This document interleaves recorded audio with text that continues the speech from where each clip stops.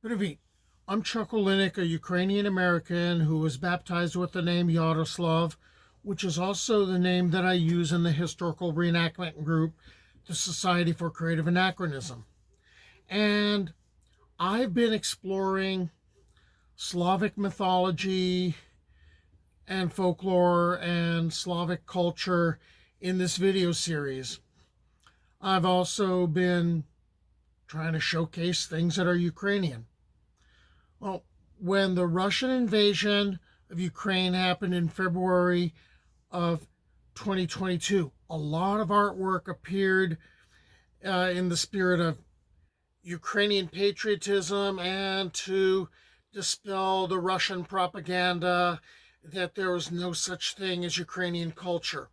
Non-Ukrainians ended up learning what a tirezub is, and they learned about the Pisanki, and they were beginning to get used to the idea of seeing women wearing wreaths and in their hair and wearing traditional garb. But there were also these dolls, these faceless dolls that appeared in some of the artwork. I knew they were a part of Ukrainian culture.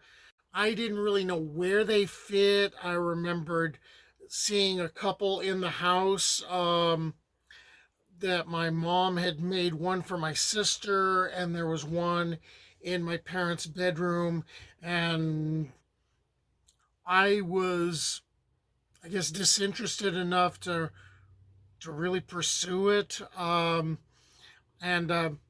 used to mock my sister occasionally about you're 13 years older than me and you're playing with dolls. And both my mom and my sister would get really steamed at me, and I didn't quite know why. But after my family passed, the dolls disappeared, probably during my purge of things, and I didn't realize what it was, what the significance was. And that kind of brings us to this video. We're going to explore the Motanka. Motanka is an ancient Ukrainian family talisman. It's a symbol of prosperity, goodness, and hope, one of the oldest symbols of Ukrainian culture. These knotted dolls first appeared about 5,000 years ago in the Tripilia culture when people grew flax and produced linen, and they represented the unity of the family and deep connection between multiple generations. Okay, so just like writing the Pisanki, for other people that's painting the Easter eggs, but you write a Pisanki, and just like creating rushnik, the cross-stitch towel that I've talked about in other videos that are often seen hung around icons, and they're placed in the one sacred corner where previously idols used to go live in, but later icons were placed there.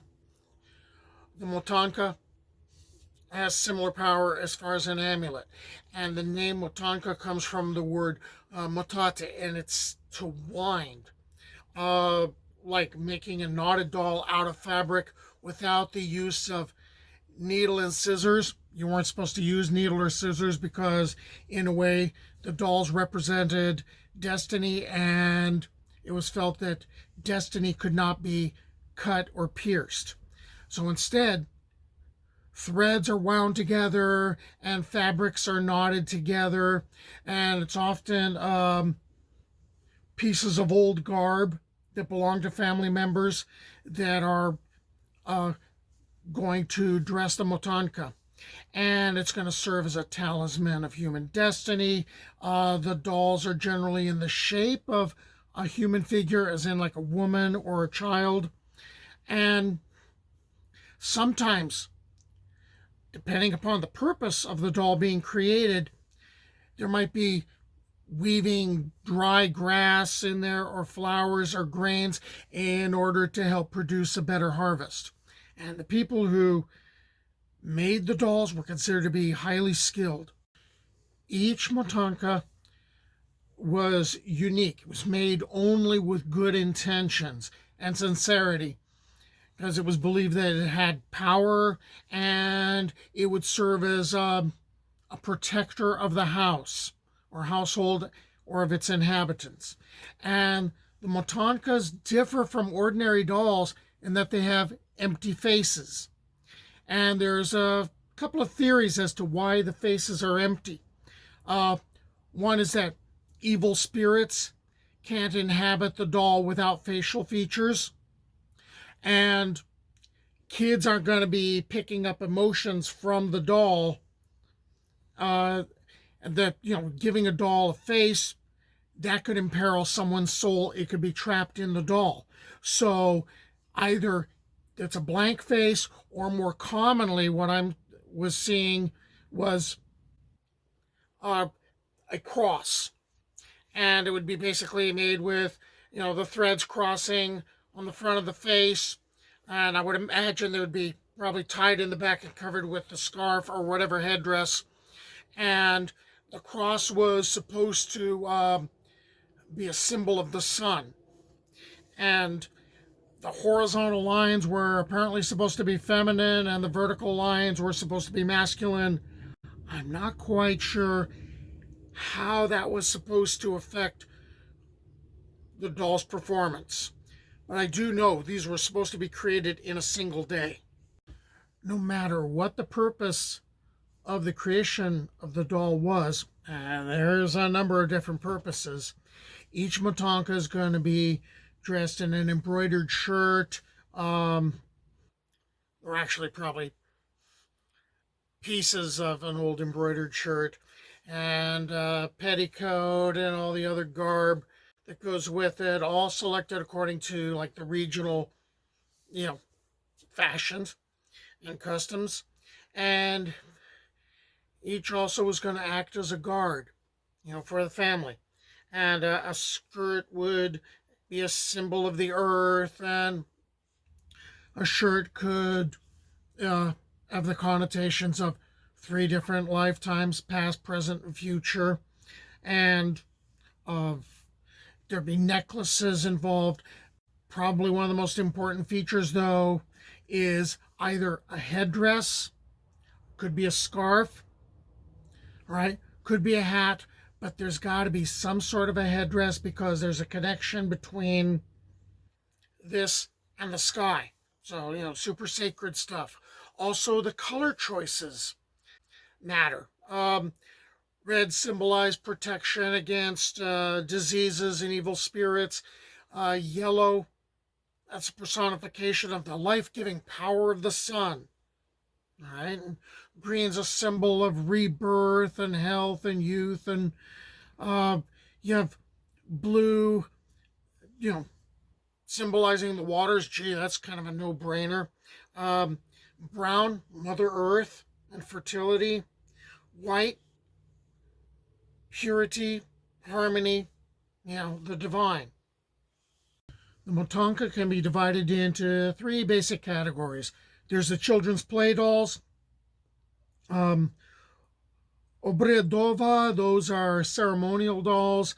And then there's Berehina, and those are guardian dolls. The play dolls are supposed to help children develop motor skills, and the girls are encouraged to play with them. Even after they're married, they're encouraged to play with the dolls until the first child is born, and then the Motanka is passed on.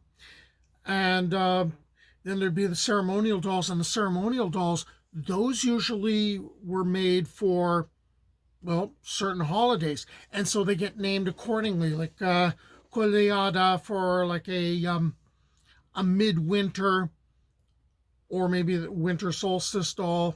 And there's Vesnyanka, which I think would be associated with spring. Paskalna, basically the Paschal season. Kupavna or Kupavka, that would be one that's associated more with like midsummer or the summer solstice. And the guardian Motankas, they're created for a specific purpose. Maybe it's for a successful pregnancy and health, well-being, wealth. So sometimes in some of these dolls, it was common to place healing herbs in them or coins, which probably was less common. Um, and for instance, there were some that were dedicated to helping the woman of the house. So there's the Ochisna, or cleansing doll. It's supposed to get rid of, bad energy in the house. So think in terms of burning sage. Or there was one that was associated with helping the woman of the house do the chores. So this was called the 10-handed doll, or the 10-handed Motanka. And it was supposed to kind of help her speed through the day. Some of the Motanka were also created to fight disease. So if someone gets ill, you make this doll, present it to the person, and as soon as the illness passes, you were supposed to burn the doll. And my go-to example here, which was gifted to me when I was on a road trip, is a Podorozhnitsa, or a traveler doll. And this was supposed to guarantee the owner a happy return home and help to stay warm and full while traveling. So now, when I travel, I have a stool I put in my tent, and I kind of create an altar with, a box that holds my knight's regalia, and make sure Perun shows up. Actually, he doesn't really stay on the altar. He hangs on my tent pole. And now the Motanka, she travels with me. Because something like this, that's meaningful. Okay, we talked about why a particular Motanka gets made and the purpose behind it. And we talked about colors and the idea of using regional garb and that sort of thing. Here's the last of the how-to. The Motanka is made by women using the lunar calendar. And you're making one during the waxing moon to achieve a good result in business and prosperity. Those made during the full moon were to create protection. If they were made during the waning moon, they often were made to fight or protect from diseases and failure. Also, you have to do it in one day. It's all got to be done. All the winding has to be done clockwise, which means those of you that only read digital clocks, you're kind of messed up here. You are not allowed to work on Friday or on Sunday, because those days belong to the goddess Mokosh. And let's see, you also are only supposed to have positive thoughts while you're putting this together, which kind of makes me think, if someone wanted to do things for ill, what do you do? Do you go counterclockwise? Do you, have negative thoughts? It's just stuff that I would find interesting to think about. Also, never, again, that reminder, you never give the Motanka a human face, because that could do harm to someone.